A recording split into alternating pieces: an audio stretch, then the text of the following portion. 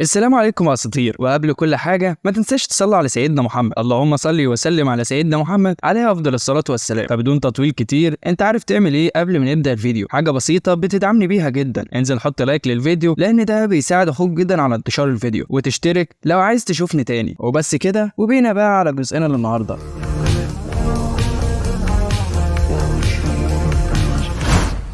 بتبدأ حكايتنا النهاردة باختبار للعبيد من أجل الحصول على حريتهم، وبتكون مدة الاختبار هي نصف شهر فقط، وشروط النجاح هي قطع 10 رؤوس لوحوش الزومبي الشيطانية. بعدها بنبدأ نشوف بعض العبيد جوه الاختبار في الغابة الشيطانية، وبيكون أحدهم متحمس جدا وواثق من نفسه، وبيقترب بتهور لمواجهة الزومبي، وبيشجع بعض زملائه. ولكن بعدها بنشوف بطل قصتنا النهاردة شو هان، وبيكون واقف بحذر في الخلف مع صديقه ليوش يانج. بعدها بيسأل بطلنا صديقه عن ما الذي سيفعله الآن، ولكن بيقول له ليش يانج انه لا يعرف ايضا، وبيقترح انهم ينتظرون لعند ما يشوفوا ايه اللي هيحصل. بعدها بنرجع للشخص المتهور وهو بيقترب من احد الزومبي باستهتار، وبيكون فاكر ان الحصول على 10 رؤوس زومبي هيكون سهل جدا، ولكن بتنظر ليه احد الزومبي بنظره مرعبه، وبيخاف الشخص ده وبيتراجع، ولكن بيكون فات الاوان، وبتقضي عليه الزومبي في لحظه واحده، وبينصدم الجميع وبيكونوا مرعوبين جدا. حتى بطلنا شوهان بيكون مصدوم هو ايضا، ومش عارف يعمل ايه بعد رؤيه منظر الزومبي المرعب ده، بعد ان قضت على اقوى واحد فيهم بكل سهوله. بعدها بتبدا فتاه الزومبي تبص ليهم بنظره مرعبه، وبتتحدث بكلام مش مفهوم. بيرتعب الجميع، وبيطلب ليو شيانج من شوهان ان يهرب بسرعه، وبيجري شيانج هو وشوهان باقصى سرعتهم، وبيحاول الباقي يهربوا معاهم، ولكن بتلحقهم الزومبي وبتبدا تقضي عليهم واحد ورا الثاني، وبتقدر تقضي فتاه الزومبي على المجموعه بالكامل ما عدا لوشيان وشوهان اللي بينجحوا يبعدوا عنها بمسافه كبيره. ولكن الفتاه الزومبي ما بتسيبهمش، وبتقفز وراهم بقوه شديده عشان توصل ليهم. وفي نفس اللحظه بيسال شوهان لوشيانج عن اللي هيعملوه دلوقتي، ولكن بيقول له لوشيانج انه مش عارف هيعملوا ايه، وبيقول له بعدها انه اهم حاجه دلوقتي هو انهم يختبئوا في مكان لانهم لا يستطيعون مواجهه هذا الوحش. بيجروا لوشيانج وشوهان بسرعه كبيره، وبتبدا تزداد كثافه الضباب لدرجه ان لوشيانج وشوهان ما بيكونوش شايفين الطريق قدامهم. ولكن وبعد فتره بيلاقوا نهايه مغلقه، وبيعتقد شوهان انهم كده هربوا منها بعد كل هذا الجري. ولكن بتظهر فتاه الزومبي المرعبه خلفهم، وبتكون على وشك مهاجمتهم، وبيستعدوا لوشيانج وشوهان لمواجهتها لانهم لا يملكون اي حل اخر. واللي بعدها بتهاجمهم الزومبي، وبيهاجموها في نفس الوقت، ولكن الزومبي بتتفادى هجوم لوشيانج بسهوله، وبتركل شوهان بقوه كبيره. بيحاول شيانج يهاجمها تاني، ولكن الزومبي بتهاجمه بقوه كبيره، وبتلصقه في الجدار من قوه الضربه. بيصرخ بعدها شوهان خوفا على لوشيانج، ولكنه بيجذب فتاه الزومبي نحوه واللي بتهاجمه بسرعه كبيره جدا. وفي هذه اللحظه بيبدا شوهان يتذكر ماضيه الحزين، ويتذكر العام الذي كان به الشتاء قاسي جدا، وكانت الثلوج تتساقط في كل مكان، والكثير من الناس قد ماتوا بسبب المجاعة. وبيتذكر بعدها شوهان نفسه أيضا وهو يجر والده المتوفي في هذا البرد الشديد، وراح ليبيع نفسه كعبد. واللي بعدها بيتفاجئ مالك المكان عند رؤية شوهان الولد الصغير يطلب منه بيع نفسه كعبد هنا، وعندما يسأله عن السبب وعن سبب اختياره لهذا المكان، بيقول له شوهان بعدها بأنه سمع أن هذا المكان سيسمح له أن يكون حرا بعد 5 سنوات. فبيقول له مالك المكان أن ما قاله صحيح، ولكن يمكنه فقط كسب حريته إذا استطاع النجاة لهذه المدة. وبيوعد شوهان بعدها أنه لن يندم إذا قبل به، ولكن بينزعج مالك المكان منه، وبيطلب من شوهان أن يخبره بالسبب الحقيقي لقدومه هنا. وبعدها بيقول له شوهان أن والده نصحه بأن يبيع نفسه لرجل غني، ولكن بيصرخ شوهان بعدها بأعلى صوته، وبيقول له أنه لن يقبل بأن يكون عبد مدى الحياة. وبعدها بيذهب شوهان لدفن والده، واللي بعدها بيوعده بأنه سيعيش بسعادة بمفرده. وبعد توديعه بيرجع شوهان للمكان اللي هيكون فيه عبد، ومع انه كان مستعد لتحمل ال5 سنوات الا ان الواقع كان قاسٍ جدا عليه. وبعد دخوله للمكان رأى شوهان الكثير من الاشخاص مثله، واللي بعدها قدم شوهان نفسه ليهم، ولكن لم يهتم بها احد. فبينصدم شوهان وبيتراجع، وبيجلس لوحده في زاوية من زوايا الغرفة، وبيبدأ شوهان يتذكر حياته السعيدة مع والده، وبتجبره هذه الذكريات على البكاء. ولكن بيمسح شوهان دموعه بعدها بسرعة، وبيتمالك نفسه. وفي الايام التالية بدأ شوهان بممارسة تقنية القبضة باستمرار مع باقي الاشخاص، وكان يتم ضرب من المدرب باستمرار. وفي هذا المكان كان يجب على شوهان التنافس على كل شيء ليعيش حتى على الطعام. وبعد الكثير من التدريب بدأ يتغير جسد شوهان وأصبح أقوى. وبعد فترة كان شيانج في حالة صعبة بسبب المدرب اللي رماه في الغرفة بعد أن ضربه، ولهذا ساعد شوهان وأعطاه بعض الطعام، ولكن بيرفض شيانج لأنه اعتقد أن شوهان يحاول شراؤه بالطعام. وبيحاول يوضح لي شوهان شوهان انه لم يقصد هذا، ولكن بياخذ لو شيانج منه الطعام وبيقول له بعدها انه سيأكله ليصبح اقوى ويتحمل ضرب هؤلاء الاشخاص لهم. ولكن بيقول له شوهان بعدها فجأة انه يتعلم الفنون القتالية ليصبح اقوى ويعيش حياة افضل. فبيتفاجأ شيانج لانه سمع احلام شوهان في عيش حياة افضل، وبيقرر لو شيانج بعدها يتعاون مع شوهان لكي يحصلوا على حياة افضل في المستقبل. وبعدها واجه شوهان وليو تشيانج الكثير من الاعداء معا حتى اصبحوا هم اسياد الغرفة على باقي العبيد، واصبحت علاقتهم اكثر قوة حتى اصبحوا مثل الاخوة. حتى جاء اليوم الذي قام به السيد باصطحابهم الى الغابة الشيطانية المليئة بالمخلوقات الشريرة. وبعدها بنرجع للوقت الحاضر وبنشوف شوهان وهو يقام بكل قوته هجوم فتاة الزومبي، وبيتحرك لو شيانج بسرعة لمساعدته وبيهاجم فتاة الزومبي بكل قوته، وفعلا بينجح في اصابتها في ظهرها وبيغرس السيف في جسدها. واللي بعدها بتكون فتاة الزومبي بضرب بقوة كبيرة، وبعدها بتصرخ فتاة الزومبي من الألم بسبب طعنة لو شيانج، وبتغضب جدا وبتهاجم لو شيانج ثانية، وبيتقدم لو شيانج نحوها بسرعة وبيتفاداها في آخر لحظة. بيحاول يفكر في حل بسرعة ولكن بتمسك بيه فتاة الزومبي وبتحاصره وبتهاجمه، وبيستمر لو شيانج بتفادي هجماتها. وفي هذا الوقت بيبدأ شوهان يفوق وبيرى لو شيانج في خطر كبير، فبينطلق بكل سرعته لمساعدته وبيحاول يتذكر فنون القتال اللي اتدرب عليها. واللي بعدها بيبدأ بحبس أنفاسه وزيادة سرعته، بيهاجم وحش الزومبي بسرعة كبيرة وبيسحق دماغها وبيستمر بطعنها وهو فاقد صوابع حتى يقضي عليها. بعدها بيتراجع بسرعة وبتصرخ فتاة الزومبي،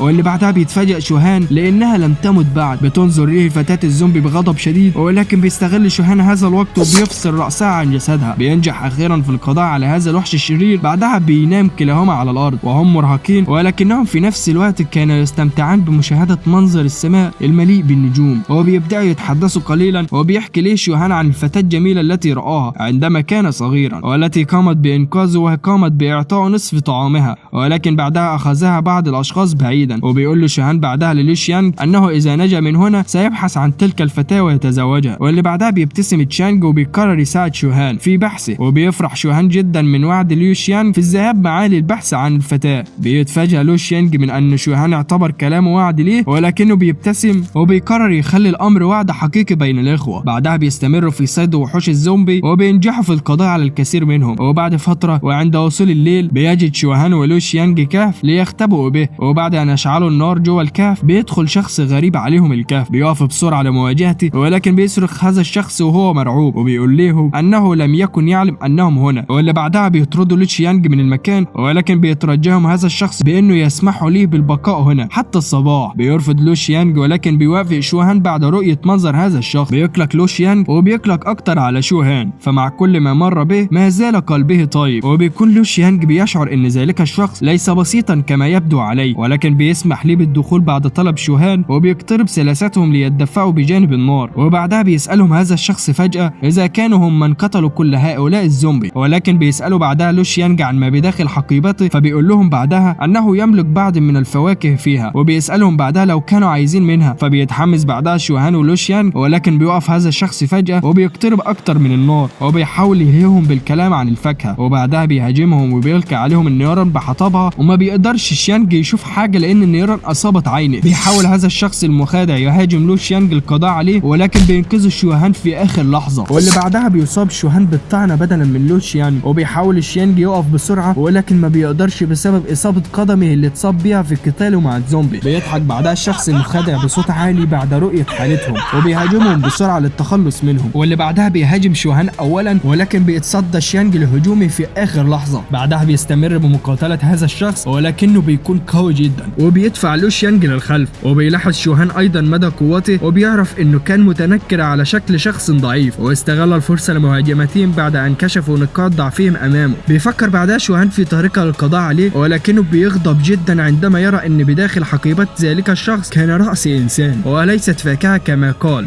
وبيعرف إنه قاتل شرير. وبعدها بيلوم نفسه لأنه هو السبب في كل ما هم فيه الآن. وبيكون شوهان خاف جدا على لو شيانج في هذه اللحظة، فهم يواجهون قاتل محترف. وفعلا بينجح هذا الشخص في تفادي هجمات لو شيانج بسهولة، وخصوصا بعد إصابته. وبيهاجمه بعدها، وبيحاول لو شيانج يتصدى ليه وبيمسك ذراعه، ولكنه بيخضعه وبيسيب سلاحه من إيد وبيمسكه بالإيد التانية، وبيطعن لو شيانج في كتفه. بيصرخ شوهان، ولكن بيستمر هذا الشخص في تعذيبه من دون رحمة، وبيصرخ لو شيانج من الألم، وبيكون هذا الشخص على وشك قتله، ولكن بيضغط شوهان على نفسه وبيتقدم بسرعة لإنقاذ لإنقاذ أخيه لو شيانج. بيقرر القاتل القضاء عليه أولا، ولكن بيمسك لو شيانج بسلاحه ليمنعه من الحركة، وبيستغل شوهان هذه الفرصة لمهاجمته، وبيتوتر ذلك المخادع وبيتصدى لهجوم لو شيانج بيده، وبيكون غاضب جدا وبيصرخ بأنه سيقضي عليهم، ولكن بيضربه لو شيانج برأسه فجأة وبينجح شوهان بالقضاء عليه. بعدها بيسكت شوهان من التعب وبسبب فقدان الكثير من الدماء،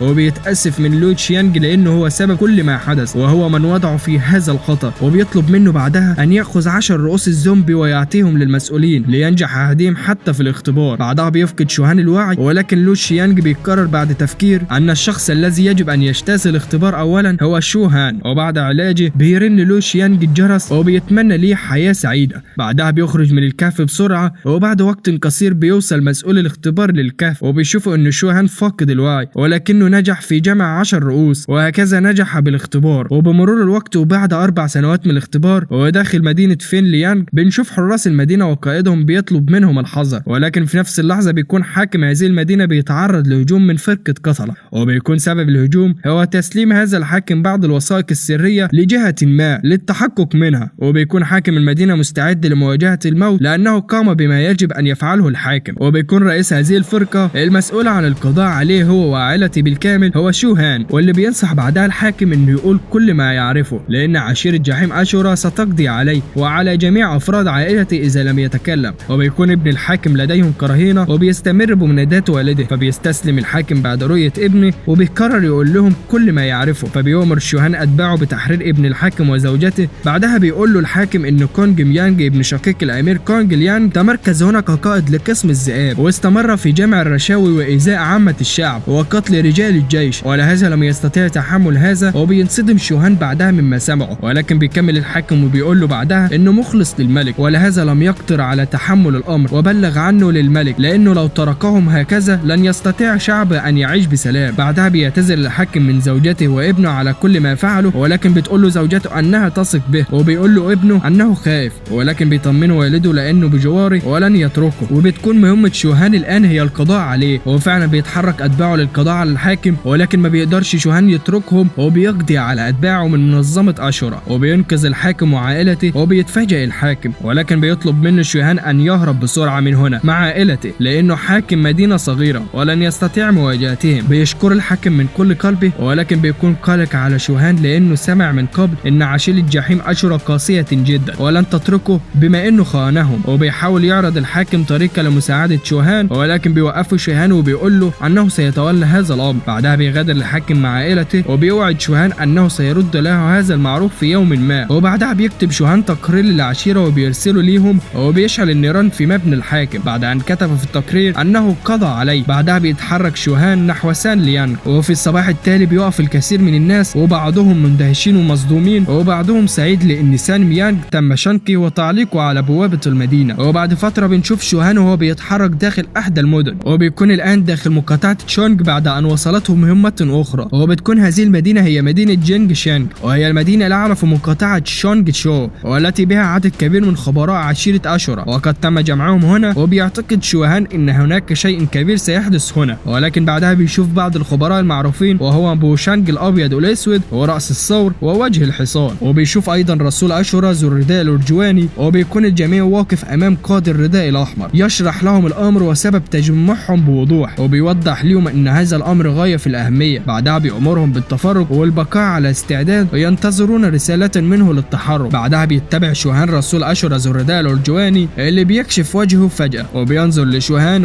واللي بيكون يدعى يوان، وبيسأله شوهان بعدها عن ما يحدث بالضبط. فبيقول له يوان إن العشيرة علمت إن كانج ليوغ قد هرب من مدينة جينيف، وبيكون كانج ليوغ معروف بإنه عبقري في استخدام السيف، ولكنه سرق السيف الثمين من مقبرة السيف. والآن جميع الفصائل الصاعدة تلاحقهم منذ 30 عام ومنهم عشيرة أشورا، ولكنهم لم يتمكنوا من إمساكه. وبعد سماع شوهان لما قاله بيستنتج أن هناك شخص وضع مكافأة عالية جدا للقضاء على هذا الشخص، وفعلا بيخبره يوان إن كلامه صحيح، ولكن هدفهم الحقيقي هو واحد من الشيوخ الثمانية لجناح ليانج وهو لونج يوان تنين الغيوم. وبيكون شوهان عارف ان جناح ليانج لونج هو اكبر طائفة في امبراطورية تشون العظيمة، وعشيرة اشورا لن تعاديها هكذا، ولكن بيقول له يوان ان لونج يون سيطارد كانج ليو وهم فقط سيحاولون استغلال الامر للقضاء عليه، وهكذا ستتجنب عشيرة اشورا الصراع مع جناح ليانج لونج. وبيدرك شوهان ايضا ان لهذا السبب ارسل الامبراطور سونج قائد الرداء الاحمر، واللي بعدها بيخبره يوان ان هذا صحيح، فقاعات الموت العشرة تعلق اهمية كبيرة على هذا الامر. وبعدها بيحذر يوان شوهان وبينصحه انه يكمل هذه المرة المهمة بنجاح لانه لن يسامحه مرة ثانية. بعدها بيغادر يوان وبيطلب من شوهان ان ينتظر اوامره. بيتنهد شوهان وبيكون بينتظر انتهاء هذا العام، فلم يعد له غير سنة واحدة ويحصل على حريته، ويذهب للبحث عن ليو شيانغ. وفي مساء احد الليالي داخل مدينة جانغ شانغ بنشوف تشيانغ وبينده عليها شخص ما، وبتدخل بسرعة وبيكون في قاعة قمة سيف الاقحوان واللي بتكون تابعة لجناح ليانج لونج. ولكن بعدها بيتعرض هذا المكان للهجوم فجأة بواسطة اعداء عشيرة اشورا واللي بيكون شوهان معاهم، وبيهاجموا المكان بسرعة كبيرة وبيقضوا على كل الحراس. بعدها بيدخلوا وبيقضوا على كل من في داخل القاعة، وبيرى شوهان هذا المنظر ولكنه بيكون حزين ولكنه بيكون مجبر على هذا. وبعدها بيبدأ يفتش في الغرف هو ومن معه عشان ما يسيبوش وراهم حد. بيدخل بعدها شوهان احد الغرف وبتكون تشيانج مختبئة في هذه الغرفة وهي مرعوبة. وبعد بحث شوهان في الغرفة ما بيلاقيش حد، ولكن قبل ما بيطلع من الغرفة بيسمع نفس كيت شيانج وبيجري ناحيتها وبيمسك وبيكون هيقضي عليها، ولكنه بيتفاجئ انه امسك بفتاة. بيتفاجئ اكتر لما بيشوف وشها، واللي بعدها بيفتكر الفتاة الصغيرة اللي كان عايز يدور عليها وبيسيبها بعد ما اتأكد انها هي. وبتتفاجئ الفتاة لما سابها وبتكون خايفة منه، ولكن بيطلب منها شوهان بعدها ان تخرج بسرعة من هنا، ولكن بيراهم عضو اخر من الفرقة وبينصدم شوهان. وبعدها بيصرخ العضو الاخر على شوهان وبيطلب منه انه يتخلص منها هي كمان عشان ما يسيبوش دليل وراهم وتفشل المهمة. بعدها بيهاجم هذا الشخص الشيانج بسرعة كبيرة، ولكن بيدافع شوهان عنها وبيوقف الهجوم في اللحظة الأخيرة. بعدها بيقضي على الشخص الذي هاجمها، وبعدها بياخد شوهان كيت شيانج بسرعة وبيرميها من شباك الغرفة، ولكنها بتنزل على الأرض بمهارة، ولكن بتلاقي نفسها محاصرة من مجموعة أخرى من عشيرة أشورا واللي بيحاولوا يهاجموها ويقضوا عليها، ولكن بيلحقها شوهان وبيهاجم المجموعة التانية وبيقضي على 2 منهم. بعدها بيهاجم الباقي وبيقضي عليهم، وبعدها بيشوفوا بعض الأشخاص وبيقولوا لباقي الفرق إن شوهان خانهم. وفي الوقت ده بياخد شوهان كيت شيانج وبيهرب بسرعة، وبيختبوا هما الاتنين في ممر مظلم، وبيحاول باقي الفرق البحث عنهم. وفي نفس الوقت بتبدأ كيت شيانج تاخد نفسها أخيرا لأنهم هربوا، واللي بعدها بتبص لشوهان باستغراب، ولكن بيقول لها شوهان بعدها